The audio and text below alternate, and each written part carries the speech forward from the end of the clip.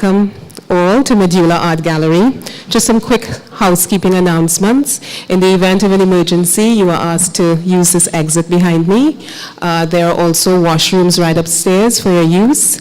I've also been asked to let you know to please refrain from stepping on any of the cables that you find around you. It is a pleasure to have you join us this evening for the first in a series of events that comprise the Social Enterprise Hive. Today's event focuses on art, and we'd like to open with a performance by Richard Solis. Richard?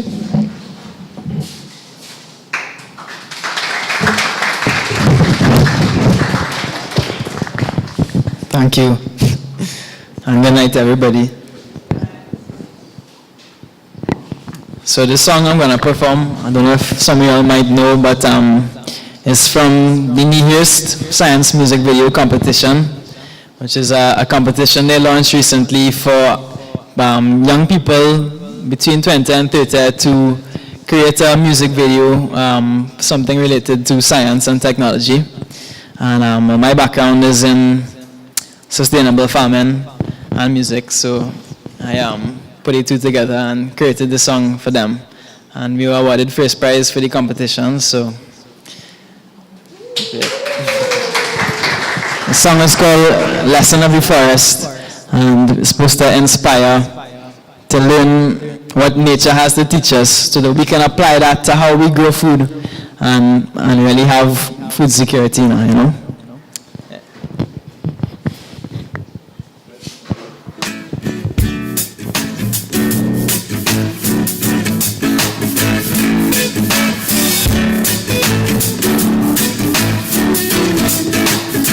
I sat beneath this canopy, observing all the forest in harmony. So much life was all I could see. So many animals and so much trees. And it occurred to me, so many mouths to feed, cause every being needs food to eat. They never plant, never toil, never sow, never reap, but they never go hungry. How can this be? What does the forest have to teach? While humanity, see how we sweat and we toil in the field. See how we battle with the pest and the weed, and then we suffer with pollution and disease. Tell me please, how can this be? While the forest in balance and harmony, how can this be? Oh, what does she have to teach? And then the forest began to speak, and this is the lesson she taught to me. She said, only she knows how to achieve true food security. The forest lives by these principles to maintain the balance. She said, all these things are so critical for you to understand. She talked about biodiversity, the millions of different living species, plant, animal, fungal, bacteria, all together now they play their part. Cause every life has a job to complete, and every being is needed to keep the stability in an ecosystem that provides all the food we need. Some help to build soil fertility, some help to pollinate the plants and the trees, some help to protect from pest and disease, some give us food to eat. So many different living organisms, the web of life just so intricate. Stability and support that this brings for every living thing. They're all connected. She said they're all connected. They work together, every living thing. Diversity, but the balance they bring. And see the connections. She said to see the connections. And abundance of food production. Now you hear science. The trees feed on the nutrients deep in the soil like nitrogen. Grow leaves, grow shoots, and the flowers bloom. giving nectar to the insects. Feed from the flowers and they pollinate. The flowers turn to the fruits that the animals take. They eat, digest, and they defecate, but nothing goes to waste. She said, all the waste on the forest floor feed bacteria and fungal spores. As they grow and they feed, nutrients are released, which are the food for the tree. See the cycle. She said to see the cycle. Every being has a part to play, and no pollution, nothing goes to waste. With balance and diversity, ecosystem stability, abundance of species of food to eat, that is food security. She said true food security. Oh yeah, with balance and diversity. Yeah. Thank you.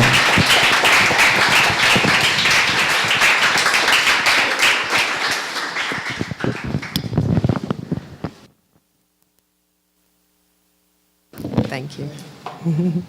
Thank you, Richard, for setting the context for this evening's event with your beautiful lyrics and your rhythms. Can we give another round of applause to Richard?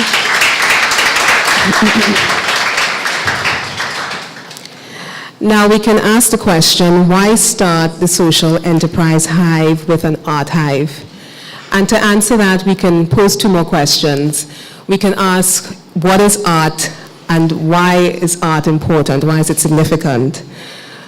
The question of what is art, however, is a contested one. But tonight we advance the idea that art should cause revolution, big or small, global or personal.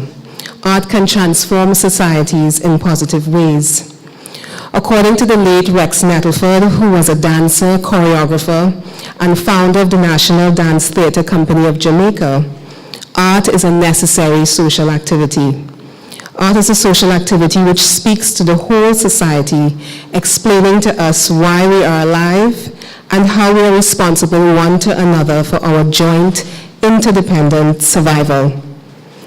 And it is on that note, we bring to you tonight a brilliant panel of artists, creative pollinators, if you will, who are leading the way addressing social and environmental issues through their business of art.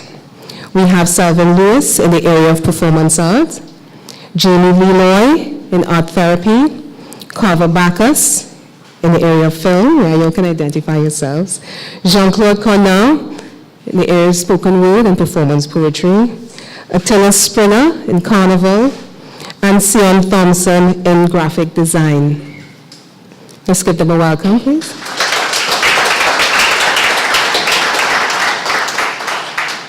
And we're going to jump right into it by asking some questions. I'm going to pose some questions targeted specifically to some people, and then I'm going to ask some more broader questions that the entire panel can give responses. This first question goes to Selvin. Selvin, do you think art has the muscle in it to solve a social or environmental issue? And can you give an example from your own experience? If art has the muscle in it to solve a social or environmental issue? Yeah. Good day, everyone. I would say right away, yes. The example I would use based on my experience is a project that I would have been involved in over 10 years now. Late 90s was a collaborative project between my organization, the BACAM, and UNDP. The name of the project was Second Chance. I really looked at how can we impact on young people who continuously go through the penal system. First starting with young people from YTC, but then those who would have reached of age and have been going constantly back and forth to Golden Grove, because the research would have shown that a lot of times a guy commits a robbery, he's out of jail for 6 months or a year or 2 years, and he's back in for something maybe as serious or maybe more serious. And what we did with that Second Chance program is that at the point when 55 young people were on their way out of YTC, we target them targeted them 6 months before they came back out into the society, and arts was the medium that we used. Talking to them, lectures and so on, would not have been penetrative enough. And why it is I would say that the muscle is there, is that I'm talking about 1999, this is 2013. Just recently when an establishment was opened on Rush Street by the same name, one of the persons who's a bartender there was a part of that program. But several of those young persons, we kept in contact with them over the years, and what we find is that they kept saying that the way in which, the word they would use is that the way in which we loved them, and that love was really through, in some instances, spoken word and visual arts. But in terms of my background, because I used to do a lot of work in Best Village, and I looked at how directors would have prepared actors and dancers, I realized that in many ways, drama and theater is underutilized in terms of its power and strength, because sometimes at the end of a Best Village play, you see a young lady goes in the back and she's crying, and the director comes and says, what's going on? But she said, based on what happened in the play there, I'm thinking about some issue that happened way back with my father. So you realize that the work in itself, there's a way in which it softened person's emotions and allowed them to express themselves better. So we use it in the same way. And what we found is that these young men, the program was gender biased. So I'd say that because it was exclusively men, young boys. These young boys, they were saying things to us that some of the wardens in YTC didn't know. They were saying they would raising the issues of theater and performance and so on. And we know recently with the Dominican Republic's recent court ruling that has rendered thousands of people stateless, we had a local body, Juve IAT, producing a mass action, what they call a mass action protest in Port of Spain, using masquerade for raising consciousness about this event. And so I want to ask Attila if she can speak about the potential for carnival arts and the kinds of effect that can have on the community. Okay, good evening, thank you. Absolutely, I feel that carnival, and specifically Juve as and I mean, I'm slightly obsessed with Juve because I think that is a real point of democracy for us as Trinidadians and Tobagonians to engage with confronting issues of class, race, all of the other issues that we confront. And so carnival as that space for engagement. I mean, if you think about a lot of the traditional masquerades, I mean, we see Baby Doll on the road, and we just think that it's a woman in a mask going about asking for money for a child. But the evolution of that masquerade was in the post-emancipation period, when there were lots of women who were living in ghetto communities who were being targeted by the planter class. And so there were all of these women who were having children for white men, and then there was nothing for them, but they were being left with these children who were half-caste and no money to mind these children. And so the response from the women of those communities was to create a masquerade and then go out on the streets and attack any random white man and ask them for money to mind their child. That was the response to a serious problem of sexual politics in the society, where you had a certain class of people being exploited sexually, and that was their response. Because at that time, carnival was a space where they engaged with and demanded certain things, because carnival was thought of as a space where we were free, right? We were free to engage in certain things. I mean, carnival for me has two and has always had two levels. And so there was the level of the masses, which was the Juve, right, where all sorts of things happened, and that celebration grew out of an emancipation celebration, and all the masquerades that came out of that, and the calendar. And if you go back and you, I would suggest people read Hollis Liverpool, that's who chalked us. He has a book, which is his doctoral thesis, called Rituals of Power and Rebellion. And in that book, he documents all of the songs and all of the masquerades that people engaged in, which were part of their sort of, manifesto of protest against the society that was doing certain things to them. Yeah. So absolutely, I think that Carnival is a wonderful space for engaging in that kind of thing, and I'm very happy that GVIT did what they did. I mean, a couple of years ago, when I was very involved in the anti-smelting movement, we actually did a small Juve band, which is part of Three Canals' bigger band, and it was called Industrialize This. And so we had people who, we had this Dame Lorraine who had a placard, and it said, EMA, environment my ass.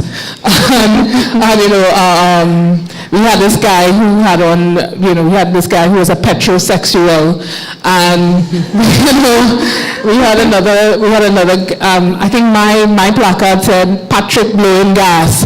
And, so absolutely Carnival, and particularly Juve, because Juve is that moment of wildness and real, in your faceness. It could be used absolutely to make those interventions. Thank you, Attila. And with that topic of in your faceness and creating a space for expression, I want to ask Jean-Claude, where did the idea behind your project come from? And Jean-Claude is dealing with voice, the issue of voice.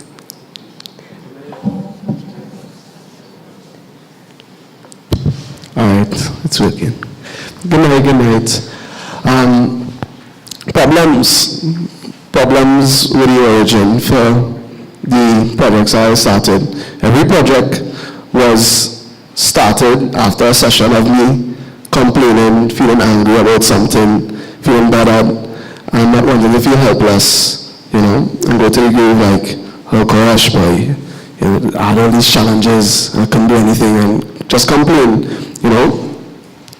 So I'll start with my group and how it came about. My group is the Two Cents Movement. We started at the University of the Southern Caribbean as a debate society. What happened? I just came back from Haiti. I was in a whole soul-searching period of my life and doing little things, so I went to Haiti for the earthquake. I saw some new scenes across there that really, I'm not really bothered in terms of human apathy. I mean, the kind of things that take place that we don't care about is really appalling, for us to be human and to have that attitude towards other people. It bothered me. And when I came back to Trinidad and Tobago after that Haiti trip, it was right bam smack in the general elections, May 11th, that time. And on campus, I was looking for a space where we could discuss logically who to vote for, because I didn't go on a PNM or UNC or a CLP, right? I was to be decided, right? So I was really trying to determine what to do with my vote, or what, if not to vote, at least have a reason not to vote, not because I just don't want to vote or I just don't care. Have a reason for something. My children will ask me why they live my life. I have to guide them later on. I have to give reasons. I've been doing that all my life in class, at exams, all those kind of things. And I have to give reasons for very practical things, practical choices right in front of me. I couldn't find that space. For me personally, I could not find that space where we could have had a debate and whatnot. So I had a friend, he was a real staunch supporter of a particular party, right? And we decided to gather documents to do research into what our reasons would be for our particular choice. And we decided to stage a debate in my yard in the gallery there. So I invited all the people, if that's your view, come, share your view, and show facts, and let's talk about it in the gallery, and let the audience ask us questions. And at that particular session, I met a lot of the people who went on to found the organization that still exists today and does the work it does. Because successfully, for me, at least what was real to me and to the persons who attended, created a space that met a need for them, really, and it was something that didn't exist. And it was a real great experience. Like that night in particular, I felt like that year was so important. Every election time is important, because like that's when people start to wake up and kind of get jittery and like what really going on, and start to tally the points as to what the political sins of a particular party are, and measure whether this person will be better or whatnot, and also do some reflection, because I mean, you have to ask yourself, in this system that we call democracy, these people up there, I mean, did they just drop out of the sky and land in these positions? They aspired to those positions. They wanted to help. They wanted to do things. Some of them were genuine. Some of them actually had good motives, some impure. And they submitted themselves for service in whatever way, you know. So as somebody who knows of problems, I also wanted to position my life in a way that I think I can address, grounded in awareness, grounded in me understanding the times I live in, me being concerned about things, but real issues. I wanted to not just make a choice, but also direct my life put my life in a direction where I could be of value later on. And that led one thing led to the next. The debates, after that debate, we did other debates. We did a debate on gay rights. People thought I was gay after that debate. I didn't even debate. I facilitated the session, and I am heterosexual, you know.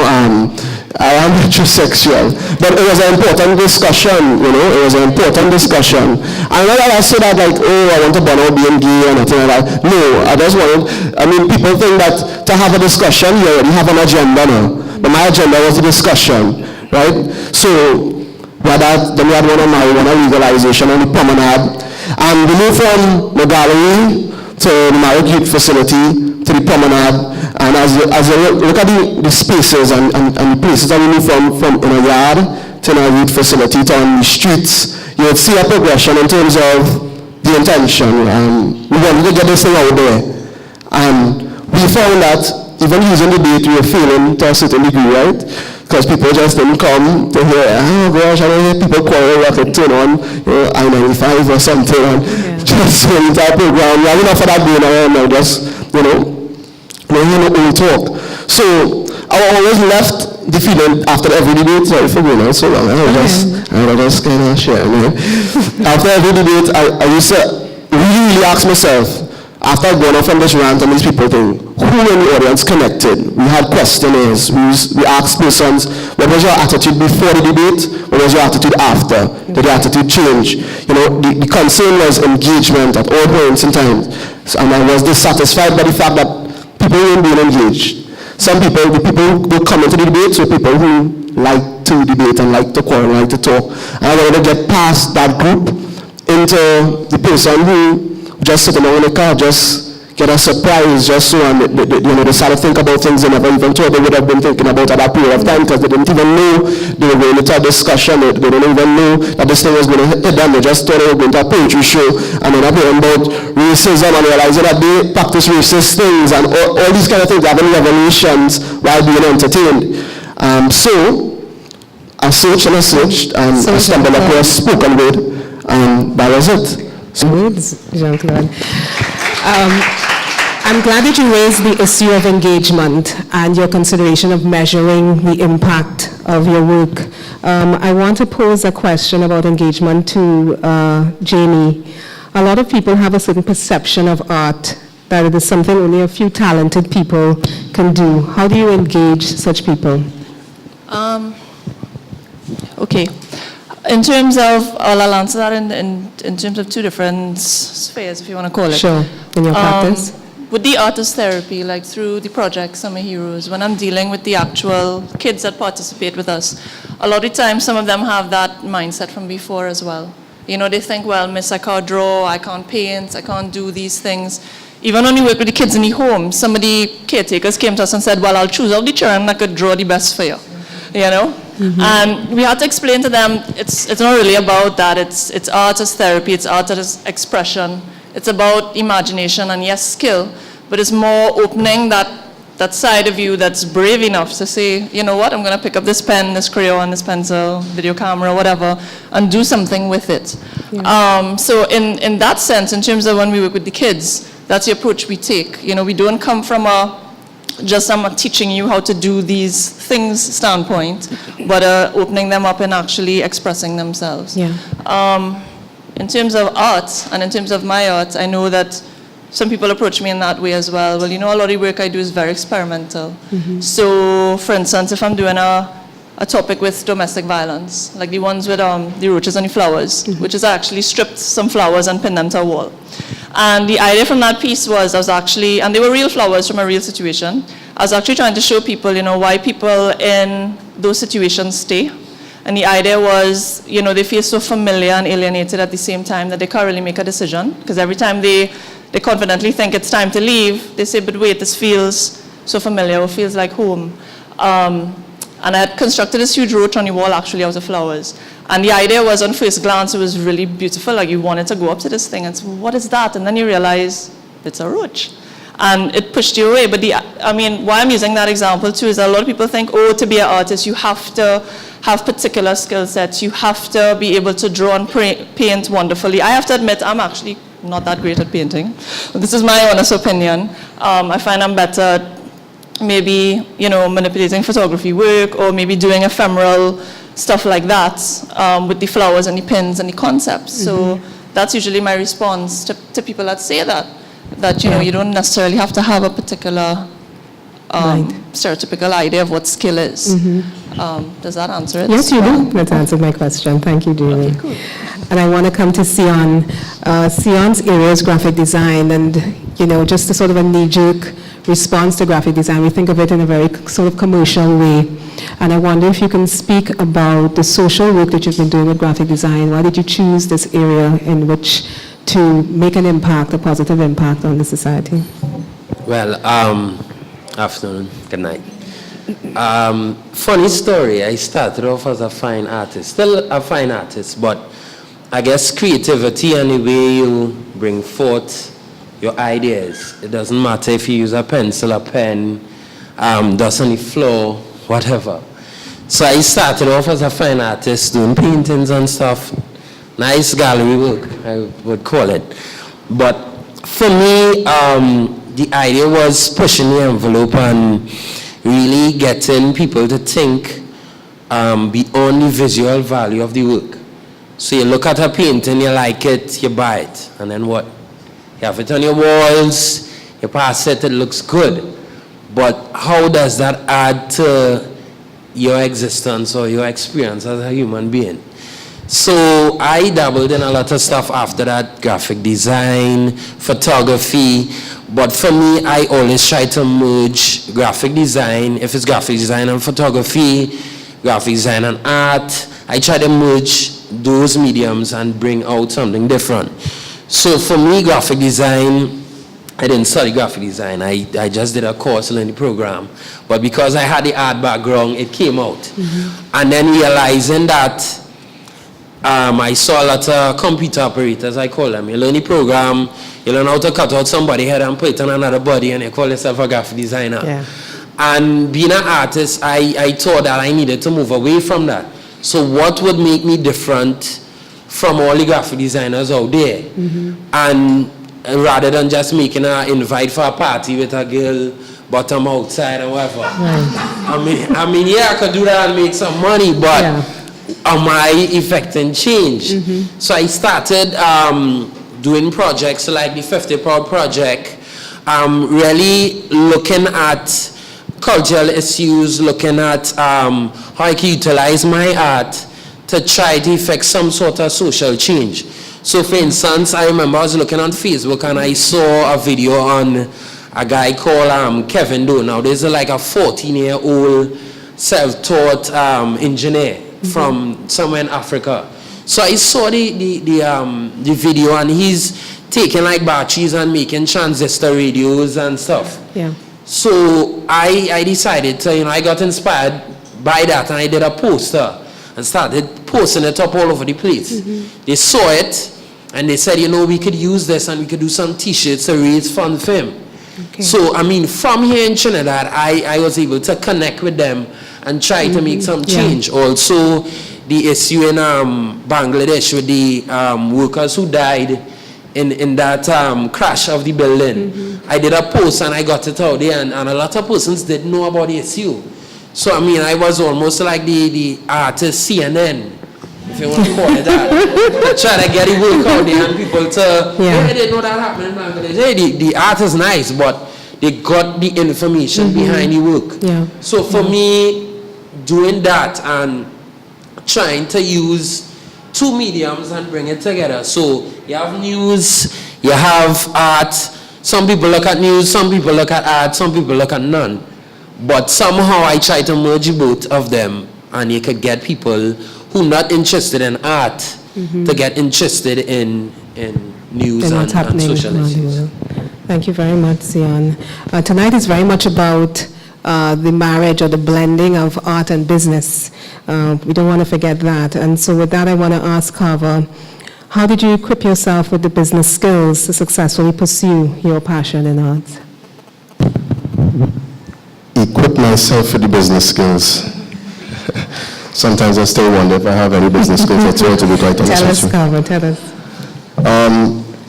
Well, Sustain TNT, which is the main context for why I'm here. Sustain TNT is a non-profit company that focuses on environmental and sustainability education.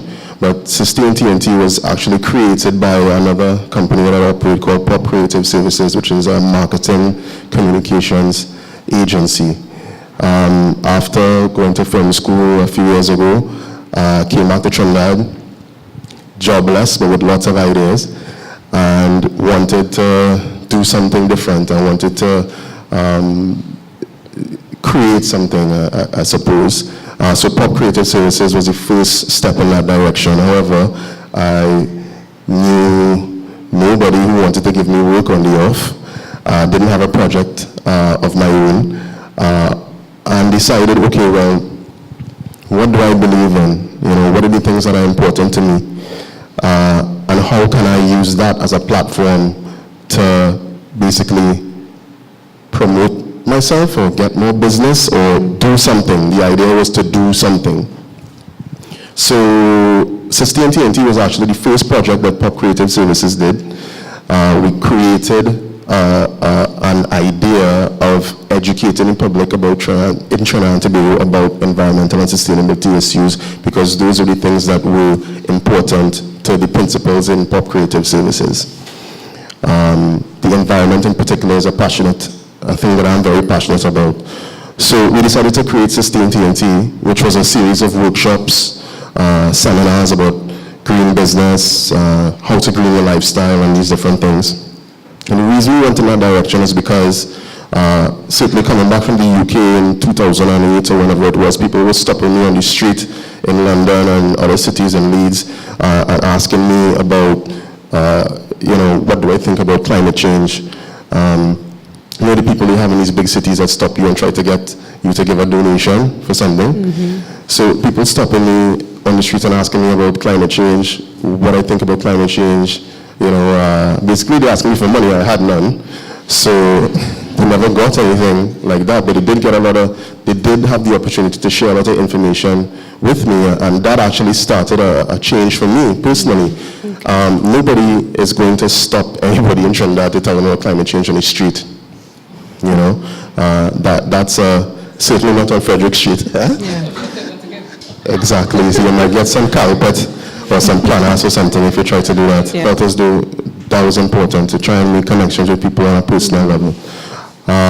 So we went in that direction and we created Sustain TNT, and Sustain TNT is founded on the principles of, I suppose, my personal principles as well as my educational and professional background.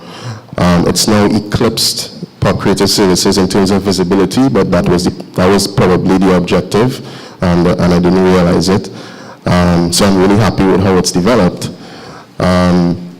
So in terms of preparation for what we actually do, the marquee project that we have is a film project called Green Screen, the environmental film series.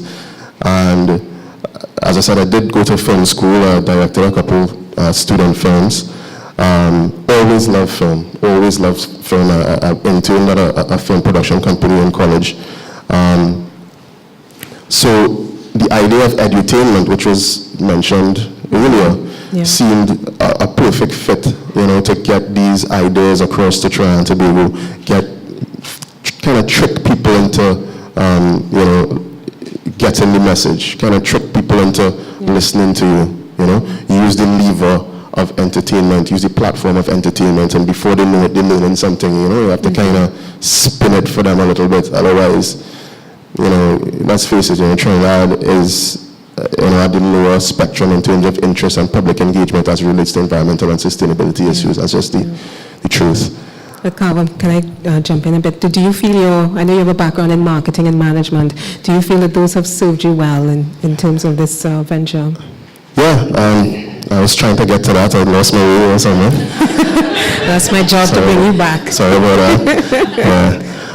Yes, yes, my background in marketing did help quite a bit. I think that 3 years into this project, from a design perspective, from a curating film perspective, from a trying to understand the audience perspective, all those things have certainly served me well, but experience is no replacement for that. Just getting out there and starting and trying and learning and engaging with people, I think I've learned more from people I've worked with and engaged with than anything. Okay. Salvin, social enterprises often concentrate on the social side of their businesses at the expense of the commercial side. It's easy to kind of get that balance wrong, especially if you ignore the money side of things. What stopgaps do you have in place to measure or deal with that delicate balance in your own practice? It's interesting that you would ask that. When Sally, and I would say thank you again for bringing us together, and I guess that will continue for the rest of the week. When we connected and started talking about social entrepreneurship, one of the first things she asked me is if I knew about the term, and I did. But part of that had to do with traveling and hearing the term many years ago and realizing that that's exactly what I do. How did I strike that balance over the years? Yeah. My organization started off purely as a community-based organization 25 years ago. In South, in Point Fortin, group of young people in school just say, you know what, we need to do something in South. And we are not waiting on people from town, or we're not waiting from people from America, and we're not waiting for people from Europe. So at that point, I can't even think about business. I'm not even thinking about how do we do this and make money. Yeah. We just wanted to do something. I think what happened is that I became so passionate about it that I found it to be almost a waste of my time to work. And even though that may sound unambitious, but I'm talking about it's a waste of my time if I'm feeling so passionate about this. Why should I do an 8 to 4 and then try to squeeze time afterwards to do what I'm passionate about? So then I had to force myself to find a way to make it viable, sustainable. Viable and sustainable. So what happened is that in my particular experience went down the road of facilitation, because I used to do a lot of work with church groups and community-based groups in terms of things like self-esteem and so on. And one day a consultant saw me doing a workshop. They actually invited that consultant to do a session with a group that I was working with. And afterwards he asked me, where did you learn those techniques to engage these young people? I said, well, I learned it over the years, And he said, well, some of my consultants can't engage people like this. And then I was like, who do you all work for? What kind of clients you all work for? So we work for people in the oil and gas sector, and we work for people in the manufacturing sector. I say, so? I say, and what kind of pay you all get? Because at this point, I'm not getting paid at all. Yes. You know what I mean? Mm-hmm. And I started sending out, one or two proposals. But more importantly, I started to say to my membership, I said, let's educate ourselves. Mm-hmm. Because that's the next thing too. I mean, if you need to strike the balance, then it means then that you want to offer a service that is competitive and not a service that people would be, it's almost like a sort of pity. Well, we'll hire the Barkham, I like the energy. I want you to like my energy, and I want you to like the MBAs, and I want you to like the degrees as well too. Yeah. So it would not be just that you're liking it because we're going to do something for the artists, Mm-hmm. And to sum it up, in terms of striking that balance, we have reached a point where there are some people now, when we do work, for example, we do a lot of work in the oil and gas sector. I mean, they have been good to us. Okay. And I remember it was so funny when I did something for, I think it was LNG, Atlantic, and a guy who was sitting who was a part of the workshop, he was like, you all did something on domestic violence, some drama piece on domestic violence, and I was an actor in that piece. And the HR person for LNG was saying, no, this is a consultancy. Barkham's a consultancy, maybe it's a different, and I then had to say to the HR person, I said, no, it's the same Barkham that he's talking about, but he saw it in a different, yes, in a different capacity, in a different context, Yeah. So one of the things that I would encourage people who are going into social entrepreneurship is that, yes, that passion is very critical, but you need to also arm and equip yourself with the tools that would allow you to be competitive, and also to take the kind of risk that entrepreneurs take. Mm-hmm. I mean, I'm doing a project in Guyana right now. It's about, and it's something I'm passionate about as you talk about the environment. It's about how do you teach communities to be first responders in the eventuality of a disaster. Now, this is a project that is IDB funded. It was internationally tendered. There were 3 firms from the Caribbean, 2 from South Africa, a Sri Lankan firm, an American firm, mm-hmm. and the Barkham, we won the project. Because what did I do? I sent out some ads, and I got one of the best persons in environmental management, and I got people who work in PR and so on, and I pulled them together to get a strong team when I'm doing my proposal, and I sent it out there. Mm-hmm. And it was no different from when someone tenders to get the contract to do the highway from San Fernando to Point Fortin. They pull together engineers from London, and they pull together because mm-hmm. there's something called contract and subcontract and so on. And in social entrepreneurship, we can do that as well. Yeah. We don't necessarily, because if you have a group of artists, you may not necessarily have all the skill sets there to do particular projects. So I think sometimes we need to do that. Mm-hmm. Step out of our zones, pull some of those necessary resources in to make ourselves relevant and sustainable. Thank you so much, Alvin, because you've raised some really key issues there in terms of how people see people who are working within social enterprise, especially arts-based organizations, whether you're seen as a business, an artist, a non-governmental organization, that kind of thing. And you've raised another key issue, and that is in terms of funding. How do you go about doing that? Can anyone on the panel, would anyone like to share how do you go about getting funding? I know Salvin has shared. Sion, how did you fund the production of your T-shirts? Well, funding is a funny thing in Trinidad, you know. Mm-hmm. It's a funny thing. It's a lot about sometimes who you know and who knows you, and a lot of other things. But I practice something I call reverse marketing. Okay. I don't know if it's a term. But for instance, with the 50 Proud project, I just did the project. I just did it. And then afterwards, because I think if our work is good, and it needs to be out there, it will get out there. And it'll be funded, hopefully. and I mean, with some push and some knocking on doors and some extra calling and stuff. And that's what I did. I did the project, funded the first part of it out of pocket, and then called people. I went to people and they saw it and they saw the importance. That was important for me because if I did the reverse of that, which is went with the idea, I think they'll mess it up. It's, well, maybe you should put in purple, maybe one of the icons should be Jack Warner, maybe, and then it'll be skewed. But I did the work, I took the backlash of the financial backlash, and then told them, listen, this, look, the masses want it, look what they're saying on Facebook, they want it, fund it, it's done, let's give him let's do this thing. And yeah, so that's how I did it. Thank you, sir. Attila wants to share. Yeah, funding is a huge issue, particularly because, well, as you say, Trinidad is a funny funding environment, but particularly because we have such I think, a narrow idea of what art is. That's right. And how it can be applied and how it can be used.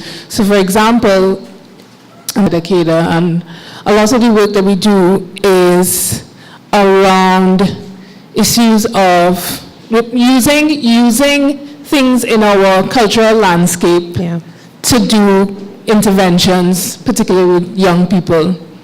And, you know, for several years we were doing work particularly in Nova, Laventille, in that catchment area, using traditional carnival characters to engage young people with talking about things like sex, drugs, rock and roll, you know, and having a conversation with people using those characters and using the language of the characters, and because that's the language that they speak, using that language to engage with them.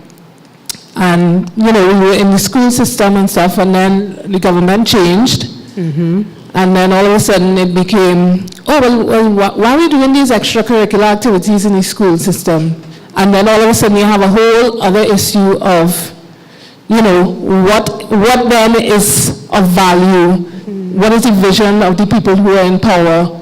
Yeah. What do they see as valid means of expression that then draw out certain things from the young people that they engage, that we're trying to engage? So I don't know what the solution to that is. I mean, you know, I spend lots of time in the UK where I'm engaged and have lots of friends who spend all of their time writing proposals to the Arts Council and this council and that council, and they spend so much time doing that their vision changes. So they might start with an idea to do a project that is about domestic violence, and by the time they get to the end of jumping through all of these hoops that have been created by these funding agencies.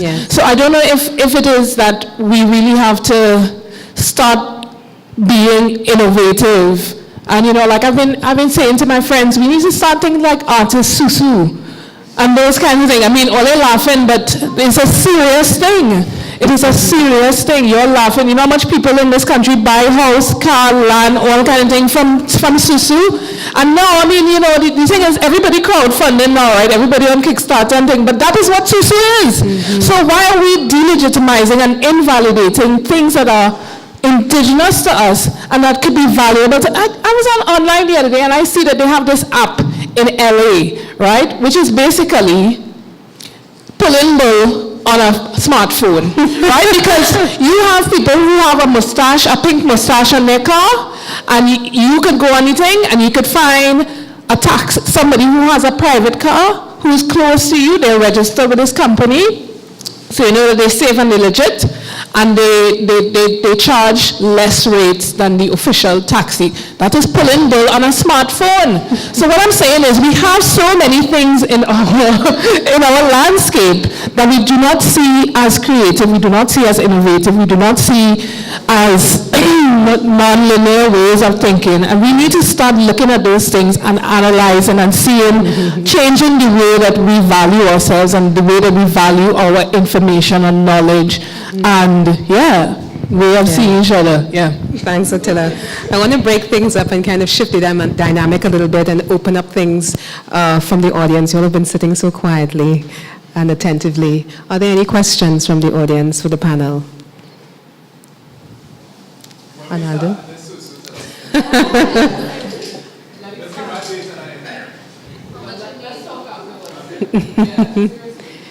Any other questions? Sure.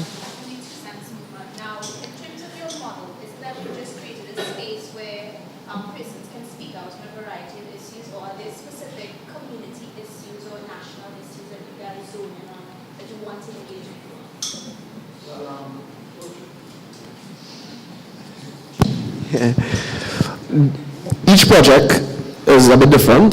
So we have this project called the 2 Cents Project, but the word project can include so changing it to 2 cents for change, right? Nice. For that particular project, what we do is we ask the artists, whatever you are passionate about, whatever you deeply, deeply care about, we'll carry in the studio, record a piece, get musicians to work with you, etc., and get a video recorded and put it out there and market the piece, right? That was where Maxima and Tracking Schoolgirl came out from, Paper Thing, a few other videos. So that one was allowing people to speak from their angle and their particular issues.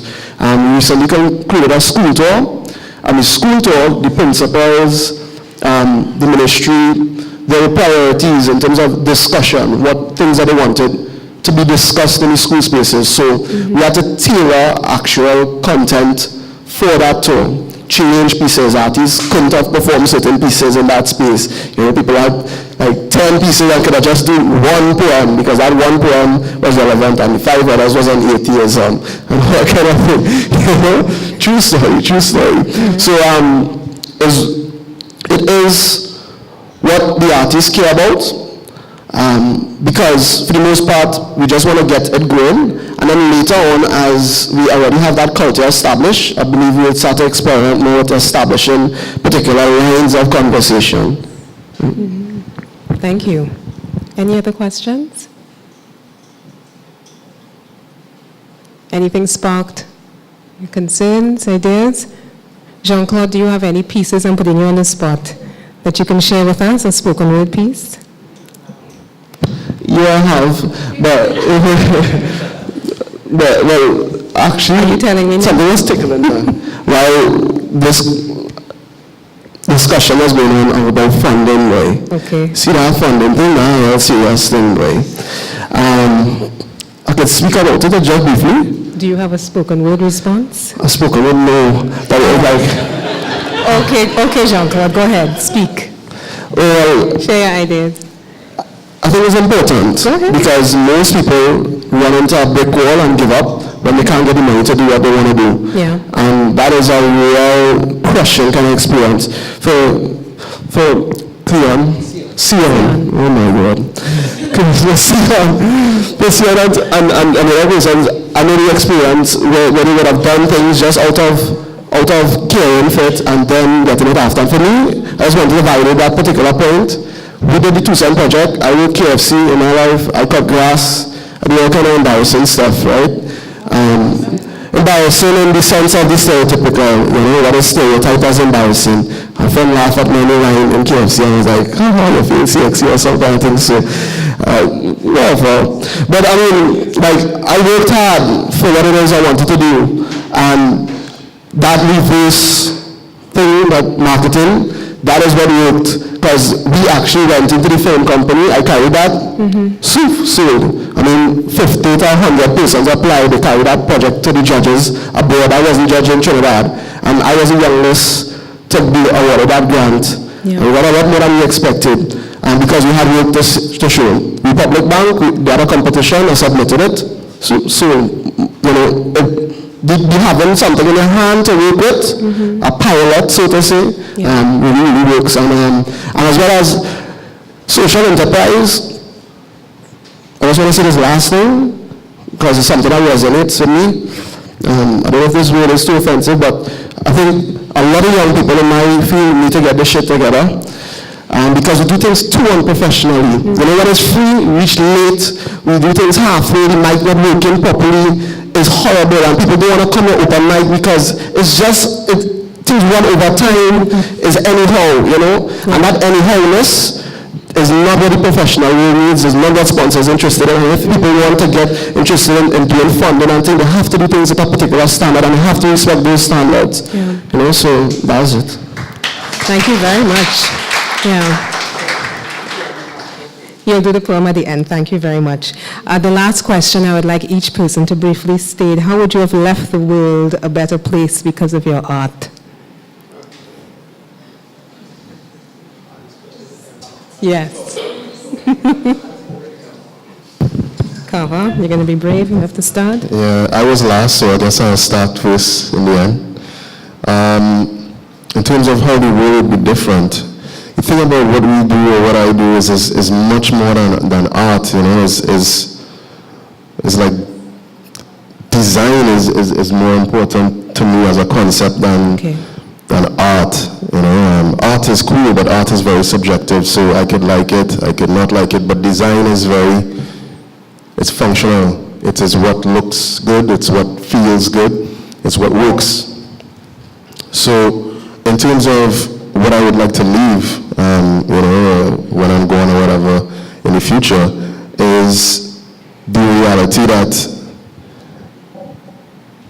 artists like ourselves or creatives like ourselves and people who create, like my man who sings but also is a farmer, you know, that's creation, you know, and all of us as a unit is like a mini economy, you know.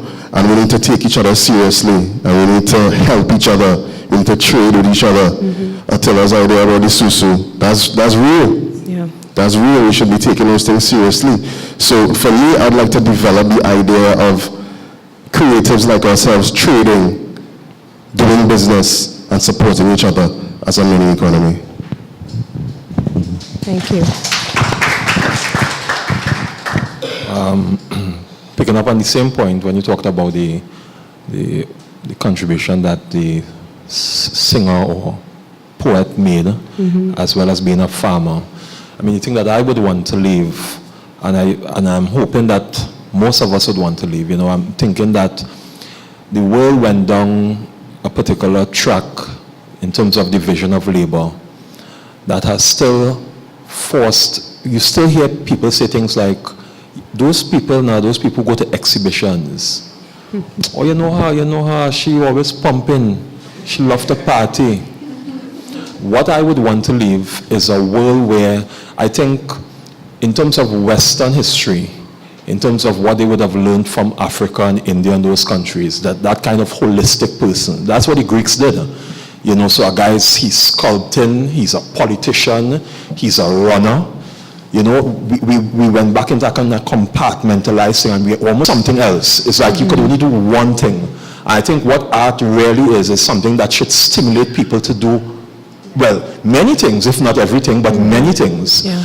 And I would want to know that more of the kind of Renaissance man and woman could be created, that a young person should not move away from art because he likes to do engineering or she wants to be a doctor. Because if it is you want to do engineering, you want to be a doctor, you should know that some of the greatest artists were engineers and doctors, and not feel that that is for those kinds of people. I mean, I experienced it when I was at University of the West Indies. You know, you hear people, oh, okay, those people doing creative arts, those are creative arts people. So what it would suggest is that they almost do the creative arts because they couldn't do Something else. other types of things. And I would want the world to understand that you may be able to do other types of things even better if your foundation or if you have a sensibility in the arts. I think it's something that really, you know, because I find it embarrassing, for example, you know, if I have a friend who now lectures in UE in the engineering department, and the reason why they placed her in that area is that many engineers were coming out not being able to articulate certain things properly. If you are educated, whether arts or whatever, you should be able to sensibly make a point about a painting. Give some sort of perspective. You should sensibly be able to give a perspective of politics as well too. And I think arts is something that is not narrow in that sense. It encompasses all of that, you know. So that's what I would want. Thank you. Attila? Okay. What would I want to see? What legacy? How would you have left? Yes. How would you have left the world through your work? I want to be a David Rudder, Calypso. You know, I think that it's to have your name called in particular ways, you know. And I think that, okay, when you go to a stick fight, Garel, they talk about Joe Talmana. Nobody knows, you know. At least his name is called. We might not know who he is, but his name is called. Or, you know, they call Ellie Manet name, or they call Bertie Marshall name. These people who did something to create some beauty in this landscape. And I would just like to be remembered for creating beauty, whether it was in my writing or waving flag for phase 2. I mean, yeah, even in the moment. Thank you. Jean-Claude? Well, recently I've been thinking a lot about that, because this last year, before this year has finished, 2 friends of mine have died quite unexpectedly. One was actually given a class presentation, collapsed, and that was the end of it. No medical complications, etc. And I was asking myself the question, when I die, where would I live behind? And what would I like that to be? And I would like, basically, the world just to be a more caring place. That might sound really mushy and up in the clouds, but I believe that there is a goal of fathers to their sons, of every generation, to help the other generation to become better human beings than the last generation was, to go deeper, to give more, to ask much more of themselves in terms of service, to be more selfless, and these kind of things. So, as idealistic as it sounds, and as much as it may not happen, I'm fighting heart and soul that when I'm buried, that my children and the generation I've left behind care more than I cared. Thank you. Sian? Yes. I want to live back here, right? I think I want to add, or I want my work to add to the sensibility of people. So if it's a cultural sensibility, if it's just the political sensibility, I mean, just so that you look at the work and you get something more out of it rather than you just see face value. And that you can leave remembering something, you may change something. I think that is more important than for me, you know. Yes, I like my name to be up there with the greats, but the work, and I always tell people, a lot of my work go out there and people would know my work, but I was okay. Well, for now, until I get broke.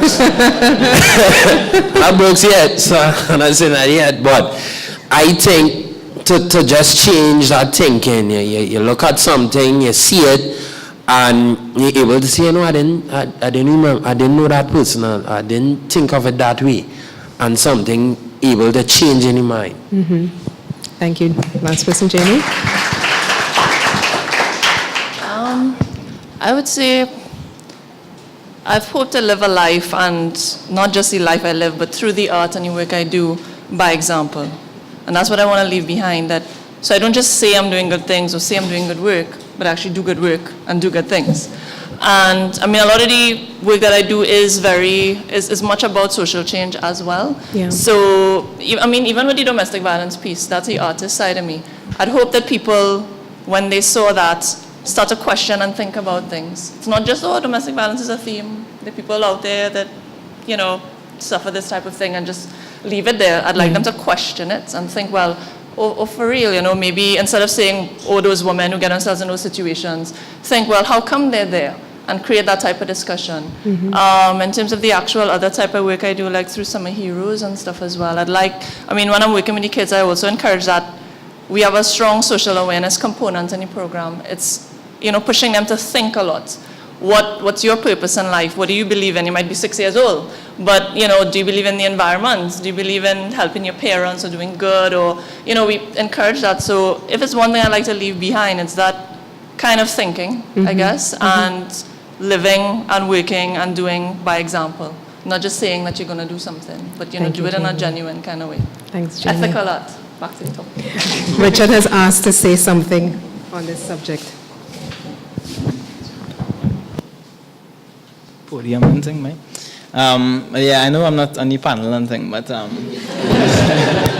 got the whole podium and thing for myself. So something was resonating with me there that I wanted to say, just to kind of tie everything together now.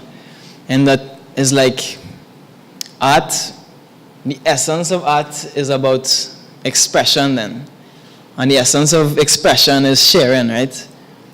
The thing that like separates art from most other things is it's sharing, it's expressing from like deep within a man, you know? Deep, like within the essence of what a man is.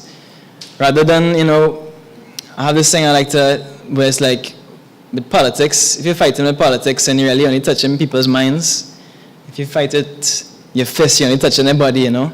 But when you fight with art and you fight with music and these kind of things, it's touching something a lot deeper now. It's touching like where a man's soul resides then, you know?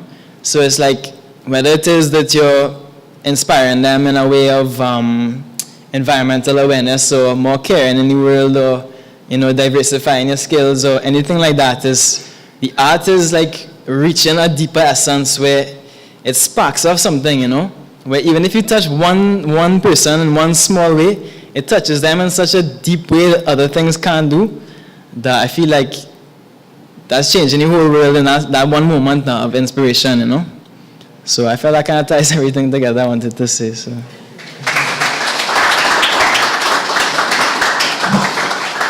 And Richard has just done my job nicely by wrapping things up there. Thank you so much, everyone. We've been looking and talking about art as a tool not only of invention but intervention, the ways in which art can really intersect with society and the environment to make a difference, a positive difference, and how we can marry art with business in order to make it sustainable, so that we don't just see art as something, you know, we say that it's airy-fairy or something that's intangible, but something that can really have a lasting place in the society and the way we think about it. So I want to thank everyone, and especially our panel. If you can give our panel a round of applause.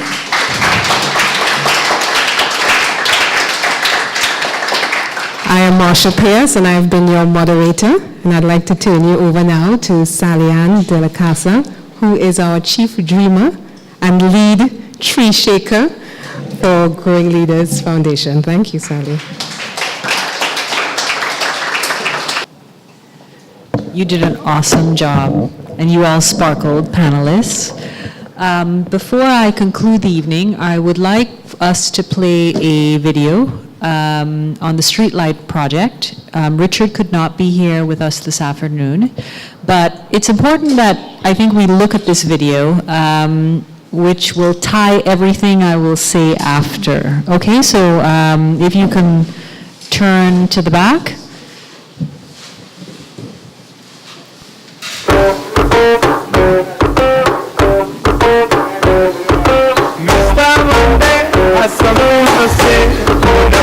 The time of day, Mr. Monday has a story to tell, so he talking for himself. Monday, Monday, Monday, Monday, Monday,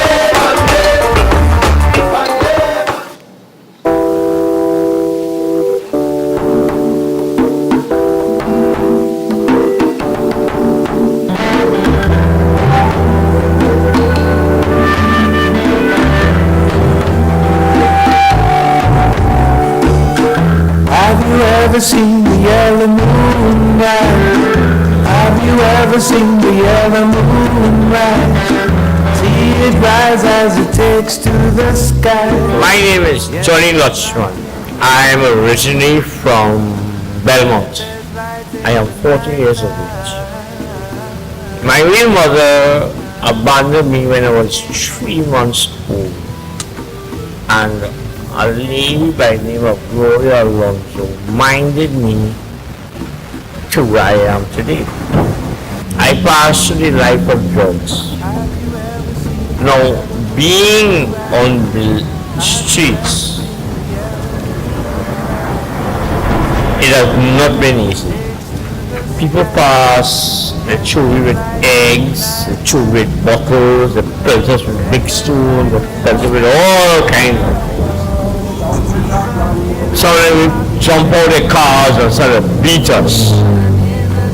But let me show you something. At night, 3 youth men was passing by, right? Me, this lady, and my girlfriend was lying down by Bethesda down on Mokapu Street. Look, we were sleeping, right? And they sprinkled water on us. So I got up and I said, hey, look at an elderly lady here. What did you not for? One of the men went across the road and busting my whole hair with a rum bottle. I lost 2 pints of blood. Right? Almost shoulder, get all the splinters, everything. I just ask myself this question: what it is that these youths in this generation here gets out of taking advantage of the homeless people? They watch us as nobody, but they do not know that we are human beings like themselves. A person may walk past here, see us sleeping on a piece of cardboard, they see us lying on the pavement, they see us lying on the road and stuff. But you know, no man is a judge, no man.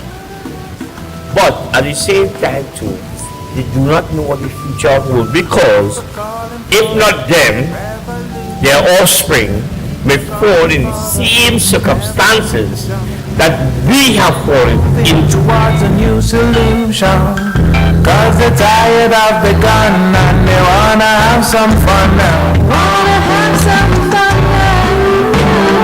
Say they're tired of the gun and they wanna have some fun now. Wanna have some fun now. The night when I got the busted across my head, I went to the hospital.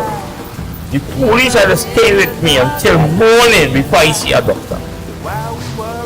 I was bleeding. I was bleeding to death.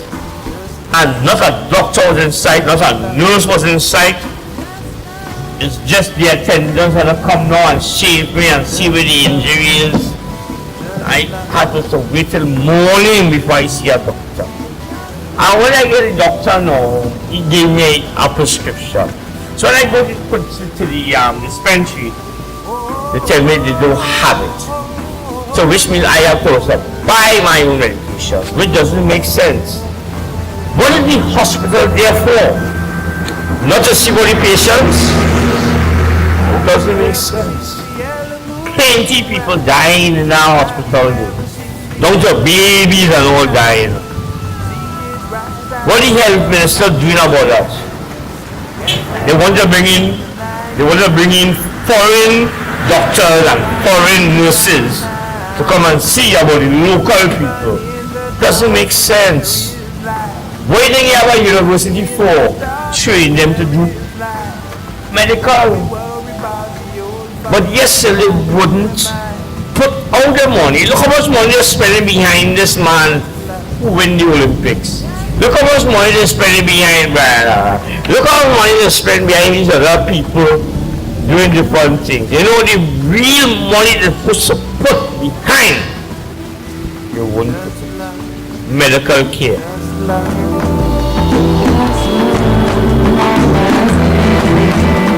Just love, just love. I have one girl child, she's 14 years of age. My child mother, I love her very much, yes. I love my daughter very, very much. But you know, she carried me to court and they had me sign a document stating where there will be full control of the custody of my child. If anybody has a child and they are not able to see, talk to her, it will hurt them. It was great one. I do not appreciate what they did to me, but the grandparents made me sign a document stating that they have full, I'm talking, they have full custody of her. I cannot see her, I cannot talk to her, I can't even visit her. Which is very hard for me to accept. All right.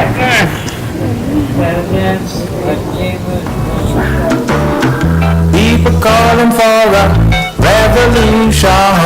People calling for a revolution. They say they're moving towards a new solution. Cause they're tired of the gun and they wanna have some fun. It's not easy. But what I will tell my daughter, me and personally, because I love her very much, I care about her, I will try to lift myself, to elevate myself, and try to do the best thing for her. That's all I have to say. People calling for a revolution. People calling for a revolution. They say they're moving towards a new solution. Cause they're tired of the gun and they wanna have some. Thank you. We can actually stop it there now. Can we put the lights back on?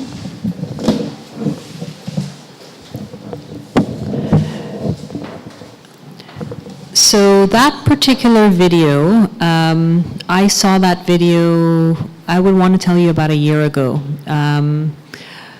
And I thought, what an interesting perspective from a socially displaced person who in this one short 10 minutes or whatever time gives us a ray. We have a real issue in Trinidad and Tobago that it's NGOs that are supposed to address social issues. And NGOs have a real issue because they're not running as companies and they're not running professionally. So they cannot sustain their activities, which means nobody is really making a dent in any of our social issues. It keeps coming up over and over. And yes, we have companies out there saying, I'm doing corporate social responsibility, I will give an NGO a check. But, you know, at the end of the day, the NGOs not having the proper, not only academic being equipped to manage funds properly, they're not measuring their impact, and they're not making a dent in any of the issues. Thus the reason I thought it really needed, when we really needed to have this hive, which is really a third way. Hopefully those of you in here can pollinate and multiply it. You know, why is it called a hive? The strength of a hive is not in the numbers. So it's not, this hive today is not successful if there was 100 of you or 200 of you sitting here. It's the innate ability of those of you who are in here. It's strength and quality, not quantity, and your ability to pollinate and multiply ideas, to to be able to create mentor and mentee relationships with some of these people you have met in here. We do not collaborate and speak to each other and work together and uplift each other and help each other and share ideas with each other. And hopefully the series of events we're having this week is able to encourage that. That's the success of Hive. It's not a series of events. This is something that will continue past.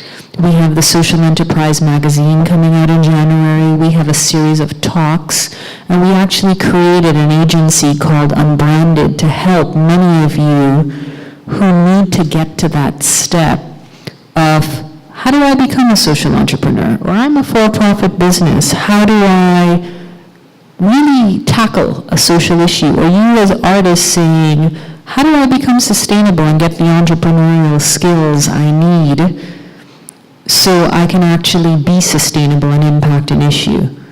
I started with artists because everything starts with artists. Transformation always starts with the artist. And it could just be one of you. It just takes one of you to create the momentum. And this is what the Hive is all about. So I thank all of you for being here. It's a Sunday. I know, precious time on a Sunday, for taking the time to come out. I'm truly honored to be able to share this space and time with you, and I want you to please give a round of applause to the lovely team that has been working on Hive, Annalise and Giselle and Shimona and Sue. I'm not sure, there we go in the back. A lot of effort and thought is going into Hive and the series of events we have. And I encourage you to please come out at the other events. We have the corporate event at Lockjack tomorrow. We have the Food Hive on Saturday at the Upmarket, and we also have the Innovation and Education Hive. The T-shirt project, which ties to the video. Sion will tell you like very quickly, and I'll pass the mic, and I haven't let you up on the spoken word. You're going to do some spoken word for us. You're not getting away with that. Sion's work, actually, it was introduced by another artist, and, you know, it's very important that anything we do it with sustainability. So it was, what can I use a T-shirt project to do? And I thought, you know what, we can use it to introduce Trinidad and Tobago to reverse vending. I don't know if you are familiar with that concept, but right now in China, and many parts of the world, you can actually pay for your subway token with plastic bottles. So in China, you go to the subway machine, you put in plastic bottles, you get subway tokens. New York Fashion Week this year, to get the actual official T-shirts of the event, all over New York City, it was plastic bottles. And we have some companies here, we are recycling, but I do have to tell you, parents go and buy bottles for their kids to make their recycling quota at school. I mean, that's the kind of stuff that's happening. We don't have a culture of saying, you know what, there's value. I mean, Nike has a whole line of clothes made out of pure plastic. We just do not have a habit. So we're using the T-shirts to introduce reverse recycling. I'm really hoping a company like Plastic Heap or some of those others actually use their funding to go and get some of the machines. I mean, just think about schools in Trinidad and Tobago in certain areas. If we had reverse recycling machines for kids to get basic school supplies, just think about the value of that. To be able to have kids put in bottles and get their pencils and get copybooks. I can't tell you how many schools we go into and children do not even have copybooks. Just simple little things. I mean, think about the value of that. Think about the value of reverse recycling for our homeless community. What if they can actually get access to meals and clothes and hygiene supplies, toothbrushes, and through reverse recycling machines? I mean, those are the kinds of possibilities I see in terms of introducing a project like this. The one-for-one model on the t-shirt, for every t-shirt that's bought, one will be given to the homeless community. Register your name and your email. We're going to have a big event where you're going to be invited during the holidays. That was going to be the actual day. We're turning over t-shirts first to the homeless community, and then we're going to go to YTC and St. Michael's. So again, using the t-shirts to introduce what is a one-for-one model. You know, it's someone like Johnny Lutchman is entitled to the same thing you and I are entitled to, right? The boys at YTC or St. Michael's, all our nation's children have the same dream. They do, regardless of where you come from. So a lot of times we do things and we're like, okay, well, I'll write a check for $10 for charity or whatever, because in some way we don't see individuals that might not look the way we do or come from the social standing that we do or the situation that we do, that they're not deserving of the same things we have. And I'm really hoping that this particular one-for-one project really kind of, you know, I hope one of the clothing stores locally create a whole one-for-one model line. You know, we'll see what happens. But anyway, thank you, Sion. Very quickly, 2 minutes, just come and talk about your, or you can talk from right there. And please come out for the rest of the events this week, okay? Thank you. Yes, so quickly, it all started with this guy here. Hopefully you all can recognize him. Eric Williams. I think it was last year we got to 50 years as a republic. So, you know, 2 months before I decided to, you know, do something. And actually, I decided to make a Facebook image. That was a Facebook image. It started like that, seriously. So, you know, 50th decided to take Eric Williams, started creating the image, and realizing that, you know, I don't need to do any more. Just the glasses, the headpiece, the earpiece, and the hair. And I was like, well, let me do a social experiment and see if people figure it out. Put it up, people got it one time. Hey, that's Eric, right, good. Fast forward a few weeks after the Olympics, I was actually watching the 100-meter finals and creating Richard Thompson at the same time. Put it up, and it was like, yeah, that's Richard Thompson, whatever, okay, good. And then realizing that was stimulating some nice dialogue, so I decided to do some research and get 50 individuals, because around that same time, Express had that 50 icons thing going around where they were trying to identify 50 icons to award them. So I got some from there, spoke to people and got some other names, and then started creating the images. 50 icons that contributed to the development of our nation, ranging from literary icons to sporting icons to musicians, politicians, union people. There, and they got none. They got no lie. They got Marshall Montano. And the funny thing is, I told them they are all local icons, but yet still they came up with names like Jackie Chan and Will Smith. And that's the guy from that movie. I was like, no, it's not. It's local icons. So I really, I started hitting each streets. I went to the ministry to try to get funding, because I printed the posters out of pocket. I said, you know, I need to get this out, and the only way I could do it is if I have something tangible I could go to people. So I took my money, I printed it, I got the images, the posters out, and then after that, people saw it, and UTT came on board. They used it for a face-off project. Students still didn't get the names, but you had to price it like an iPad, and they figured it out.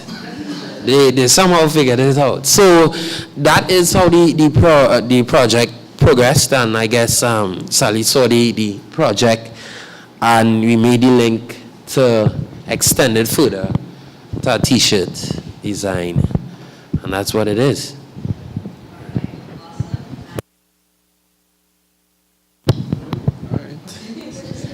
Okay, use the mic. Stand across there.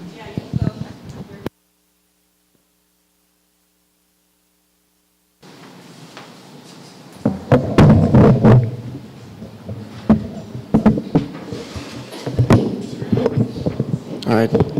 This poem is one of the first poems, and it was the first poem I think that led to this social activist kind of thing on the 2 Cent project and our subsequent work. It's called Paper Thing. Paper Thing. So far, it's 4 years. 4 years at another school, and I'm asking myself the question whether I'm just another fool that did this entire thing just to get a piece of paper that says I'm entitled to make more paper. Or whether I'm writing with my right hand right now on this paper that something has been formed within me that can't be confined or defined by a piece of paper. Whether I have become inherently more than the paper I pursue. Whether the education process led to my mind being renewed and my actions becoming new, influenced inevitably by the ineffable effect of knowledge that is new and true. Whether on this journey towards this piece of paper I've grown and changed true and true, or whether everybody that knew me before I started to pursue my degree would look at me now and muse, Douglas, it's just the same old you. This time in more papers to you. And that might be sufficient to the few who don't really care if I learn anything. They mightn't be bothered if I became better or dumber, but personally I can't help but wonder, did I become educated, or is education for me just a paper thing? Does my degree stand as a decree that I have become somebody that is mentally free, or did I just become another addict to paper bling? Yeah, an addict to paper bling. Meaning I'm no member of the demographic in society that sees paper as everything and thinks that having a piece of paper says everything, but doesn't understand that having a piece of paper with a heart as blank as paper doesn't say anything. Even if that type of paper entitles me to make more of this kind of paper, what's the sense of having any kind of paper if my mind and my heart still impoverished? So now, after 4 years, I just want to know whether in school I really tried to grow, or whether university for me was just a paper thing, a sort of paper fling, a 4-year one-night stand to be an accomplished politically right man, waking up the next morning naked next to no change, but happy to have experienced a piece of pretty paper in my hand. A one-night stand leaving me devoid of stance and not particularly mentally advanced. Does that description summarize my education by UTT, UE, or USC by chance, or was the process to getting my degree not a quickie, but a genuine, enduring knowledge and character development romance?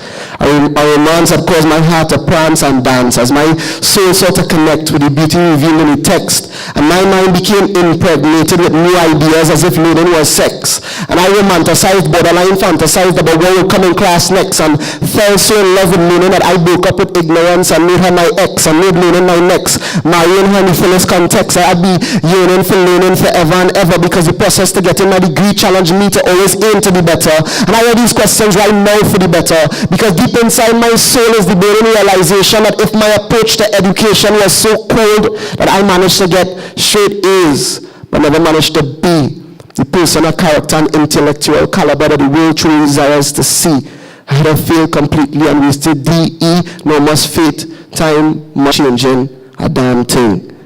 Pardon me for not wanting to live in a land of paper queens and kings ruling recklessly, a real land where birds don't fly with paper wings, and liquid paper blood doesn't bleed as bandits kill for paper things, while the population peruses the papers for progress that is not just another paper policy thing, but a politician possessing plenty papers, pieces together, and flings. I would hear even the paper boy sing that he extra, fed up of reading all about it.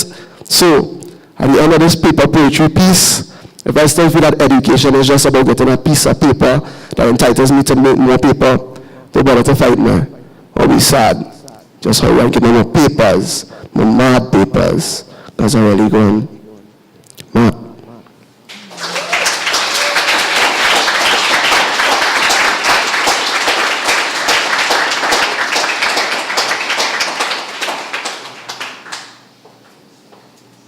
That concludes our evening, everyone. We want to thank you very much for coming out this evening. It's been a real pleasure having you. We invite you to stay around if you can and chat with others, share your ideas, and continue the discussion that we've begun this evening. Thank you very much, and we look forward to having you at the other events this week. Good night.